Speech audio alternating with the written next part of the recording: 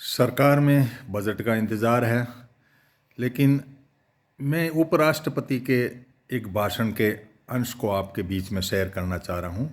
उन्होंने कहा कि कंपनियों को सीएसआर का फंड है, जो 2013 में मनमोहन गवर्नमेंट के द्वारा जो सिस्टम बनाया गया था, जिसका कि कुछ आपके प्रॉफिट का 2% जो है वो आप कॉरपोरेट की रेस्पॉन्सिबिलिटी जो है, सोशल रेस्पॉन्सिबिलिटी तय की थी गई कि भाई आप यहाँ पे खर्च कर सकोगे, शिक्षा पे, चिकित्सा पे और एनवायरनमेंट की सस्टेनेबिलिटी के, रूरल डेवलपमेंट के लिए। इस तरह की व्यवस्था के अंदर इन्होंने ये व्यवस्था सोची थी। अब मुद्दा ये बनता है कि पहले तो आपने सीएसआर फंड को हेल्थ के नाम से कोरोना में यूज़ कर दिया, तालियां पिटवा ली कि भाई हमने बहुत भला कर दिया और वो कर दिया। फंड वही था, कंपनियों को देना था और हेल्थ के अंदर वहाँ नहीं खर्च करके एक सिस्टम को डेवलप करने का करना था, लेकिन नहीं किया। अब जो नई बात खड़ी की है धनखड़ साहब ने, वो मैं आपके बीच में लाना चाह रहा हूँ। उन्होंने कहा कि शिक्षा का जो इनोवेशन है उसके अंदर सीएसआर फंड को सबसे ज़्यादा खर्च करना चाहिए। एरिया बहुत सारे में कर सकते हो, लेकिन शिक्षा के इनोवेशन के अंदर, रिसर्च के अंदर जो है वो खर्च करें। शिक्षा का इनोवेशन के अंदर का मतलब ये हुआ कि भाई इंडस्ट्री को और यूनिवर्सिटी को आप जोड़ो। यूनिवर्सिटी रिसर्च करती है तो आपको इंडस्ट्री को जोड़ो। तो इन्होंने कानून बना करके नेशनल रिसर्च फंड के नाम से एक कानून बना लिया और उस कानून के अंदर 50,000 करोड़ का फंड डाला, जिसमें से 36,000 करोड़ रुपए इंडस्ट्री को देने थे और 14,000 करोड़ रुपए जो इनको देने थे सरकार को। तो सरकार को 36,000 वो फंड है जो उनका ही पैसा और उनका ही काम, 2% के हिसाब से। तो भाई आप घर से क्या दे रहे हो? सीएसआर फंड तो आप वहाँ नहीं देते तो और जगह देते, आपसे कहीं जगह।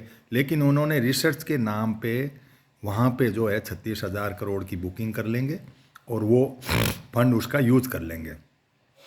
उनको फॉर्मेलिटी पूरी हो जाएगी 2% की, अपनी फैक्ट्री में ही लगा दो। वहीं कि हमने साहब बच्चों को स्किल किया, रीस्किल किया, अप स्किल किया, इसलिए इतना खर्च हो गया और ये आपने किया। और सरकार से और सब्सिडी के नाम से, बच्चों के नाम से, छात्रवृत्ति के नाम से और आप पैसा ले लो 14,000 करोड़ रुपए। तो ये जो कॉरपोरेट की जो व्यवस्था है, वहाँ एग्रीकल्चर भी है। तो एग्रीकल्चर को सस्टेनेबल के अंदर 2 रुपये भी खर्च करने की कहानी नहीं कर रहे हैं।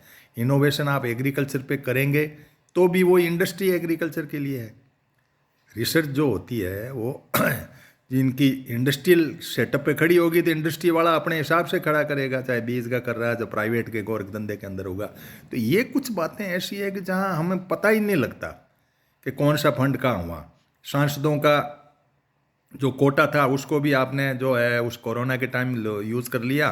500 800 करीब सांसद बनते हैं, 700 समथिंग के जो भी राज्यसभा मिला करके, उनका भी पैसा ले लिया आपने। सीएसआर का फंड भी ले लिया, पीएम केयर के फंड में डाल दिया, जिसका कि आरटीआई के अंदर किसी प्रकार का लेन देन बताने का हिसाब किताब नहीं। तो ये जो अपन बजट देखेंगे ना, अब ये जो बजट आएगा उसके अंदर इन गोरख धंधों को जानना बहुत ज़रूरी है। ये इतने साइड के गोरख धंधे हैं कि इनको पता ही नहीं लगता अपने को, पता नहीं कौन सा टैक्स आर, कौन सा सीएसआर है, वो पैसा कहाँ गया और किसको दिया और कहाँ गया। ये सारी कुछ बातें आम लोगों तो जानकारी होनी ज़रूरी है। अब इनोवेशन के अंदर आप डाल रहे हो या रिसर्च में डाल रहे हो, तो रिसर्च का अलग से आप क्या फंड दोगे ये हम बजट में देखेंगे। उस रिसर्च के फंड को आप सीएसआर वाले से मिक्स कर दोगे, लोगों को पता ही नहीं लगेगा।